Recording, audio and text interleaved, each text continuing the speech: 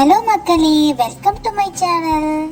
இன்னைக்கான லஞ்ச் ரெசிபியில் மாங்கொட்டை குழம்பு, அடுத்து வேப்பம்பூ ரசம், அடுத்து கொத்தவரங்காய் பருப்பூசலி எப்படி பண்ணலான்னு பார்க்கலாம் வாங்க. ஃபஸ்ட்டு மாங்கொட்டை குழம்புக்கு நெல்லிக்காய் சைஸ் புளியை ஊற வைங்க. அடுத்து தேவையான பொருட்கள்: உளுத்தம்பருப்பு 1 டேபிள் ஸ்பூன், மிளகு 1 டேபிள் ஸ்பூன், கருவேப்பிலை கொஞ்சமாக, அப்புறம் துவரம் பருப்பு 1 டேபிள் ஸ்பூன். அப்புறமா உப்பில் ஊற வைத்த 2 மாங்கொட்டை. இப்போ ஒரு வானா நல்லா சூடானதும் 2 டேபிள் ஸ்பூன் எண்ணெயை ஊற்றிக்கோங்க. நல்லா சூடானதும் நம்ம காமிச்ச எல்லா இன்க்ரீடியண்ட்டும் இதில் ஆட் பண்ணிடுங்க. அதெல்லாம் சேர்த்துட்டு நல்லா வறுத்து எடுத்துக்கோங்க.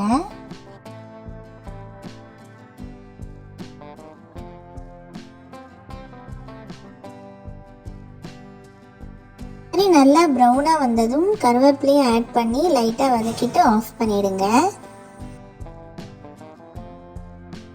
ஒரு ஜாரில் ட்ரான்ஸ்ஃபர் பண்ணிவிட்டு ஆற விட்டுடுங்க. அது ஆறத்துக்குள்ள ஒரு பேனில் கொஞ்சமாக எண்ணெயை சேர்த்து கடுகு சேர்த்து அது நல்லா வெடிக்கும் போது இந்த மாதிரி புளியை நல்லா கரைச்சிக்கோங்க. புளித்தண்ணிலேயே உப்பையும் ஆட் பண்ணிவிடுங்க. கரைச்ச புளித்தண்ணியும் இதில் சேர்த்துருங்க. அது லைட்டாக கொதிக்கும் போதே எடுத்து வச்சிருந்த 2 மாங்கொட்டையும் அதில் ஆட் பண்ணிடுங்க. 1 ஸ்பூன் குழம்பு பொடி ஆட் பண்ணி அது லைட்டாக கலந்து விட்டு நல்லா கொதிக்க விடுங்க.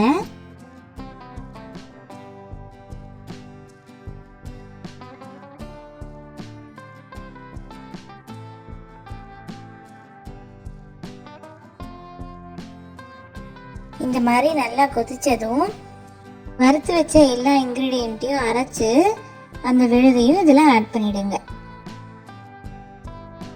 5 to 6 மினிட்ஸ்க்கு நல்லா கொதிக்க விடுங்க. இது அடி பிடிக்காம இருக்க அப்பப்போ கொஞ்சம் கலரிக்கோங்க.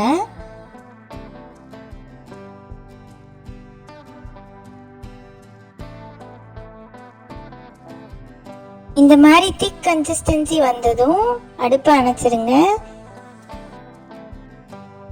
அவ்வளவுதான், சுவையான மாங்கொட்டை குழம்பு ரெடி. அடுத்து வேப்பம்பூ சாத்துனதுக்கு அதே மாதிரி ஒரு வானா எடுத்துக்கோங்க. இப்போ புளியை ஊற வச்சுட்டு அதோடைய உப்பையும் ஆட் பண்ணிடுங்க. அப்புறமா 1/2 ஸ்பூன் மஞ்சள் பொடி. வானா காஞ்சதும் 3 டேபிள் ஸ்பூன் எண்ணெய் ஊற்றிக்கோங்க. தேவையான பொருட்கள்: 6 காஞ்ச மிளகாய், ஒரு சின்ன துண்டு பெருங்காயம், அப்புறமா கொஞ்சமாக வேப்பம்பூ. எண்ணெய் நல்லா காஞ்சதும் பெருங்காயத்தை ஆட் பண்ணி லைட்டாக அது பொரிஞ்சு வரும். அப்புறமா இந்த வேப்பம்பூ ஆட் பண்ணி எடுத்து வச்சிருந்த 6 காஞ்ச மிளகாயும் அதில் ஆட் பண்ணிடுங்க. இது நல்லா இந்த மாதிரி வறுத்துக்கோங்க. அப்புறம் அந்த வேப்பம்பூ கலர் பிளாக் கலரில் வரணும், அப்போ தான் கசக்காமல் இருக்கும்.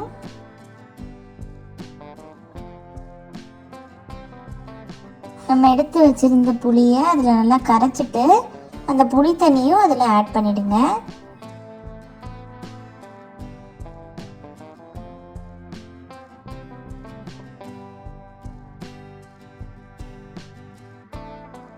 லைட்டாக கொதித்ததும் கொத்தமல்லி கருவேப்பிலை போட்டு நல்லா ஒரு 2 to 3 மினிட்ஸ் கொதிக்க விடுங்க.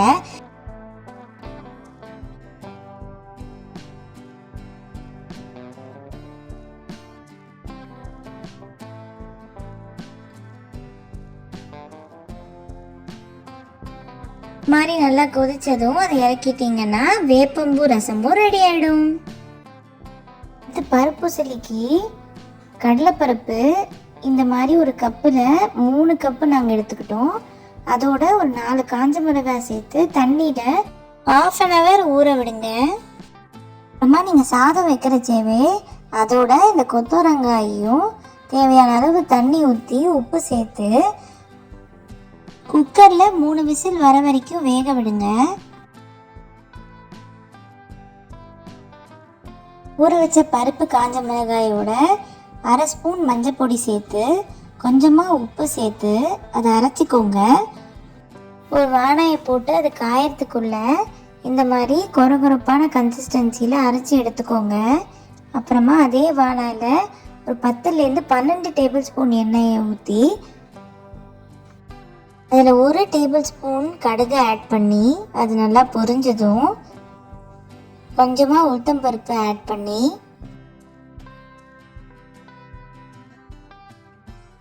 இது நல்லா லைட் ப்ரௌனாக வந்ததும் அரைச்சி எடுத்த இந்த விழுதையும் அதில் ஆட் பண்ணிடுங்க.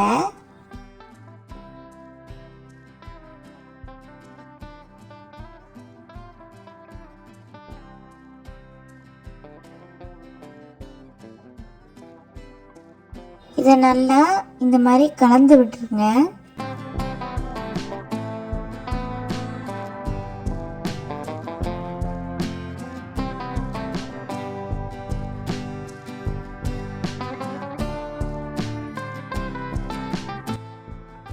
அப்புறம் இந்த வேக வைத்த கொத்தவரங்காயையும் நல்லா வடிச்சுக்கோங்க. இந்த மாதிரி பருப்பு நல்லா தனித்தனியாக பிரிஞ்சு வரும், அது வரைக்கும் நல்லா கலந்துக்கோங்க.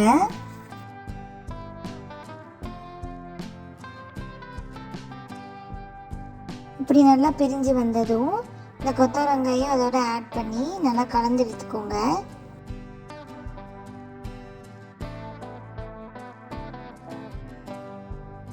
இந்த மாதிரி ஒரு 2 to 3 மினிட்ஸ் கலந்துக்கோங்க. அவ்வளோதான், கொத்தவரங்காய் பருப்பு செய்யும் ரெடி. இந்த மாதிரி நிறைய லஞ்ச் ரெசிபிக்கு மறக்காமல் எங்கள் சேனலை சப்ஸ்கிரைப் பண்ணிக்கோங்க.